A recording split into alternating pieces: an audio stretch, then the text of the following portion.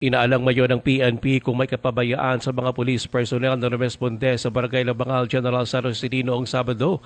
Sinabi ito ni Regional Internal Affairs Service o RIAS 12 OIC Lieutenant Colonel Henry Cayas at kay Cayas lihitimo ang police operation na kinasawi ng suspect na nanlaban sa mga pulis. Kaya lang ayon kay Cayas nakataon na may hindi magandang nangyari na kailangan ng masusing investigasyon. Kung i-weigh natin which is more important, the life of the innocent civilians or the arrest or apprehension of the suspect, we can let go for the time being of the arrest. Ang importante, walang nadadamay. So titingnan natin, no? Kasi iba din ang situation pag nandyan ka na sa actual gunfire confrontation. So we are still ongoing with our motu proprio investigation. Kung mapatunayang may lapses ang mga inibestigahang pulis ay maaring maharap sa mga kasong administratibo at kriminal. Matatandaan ang pangyayari ay kinasawi ng 10 anyos na batang babae na tinamaan umano ng ligaw na bala mula sa suspect.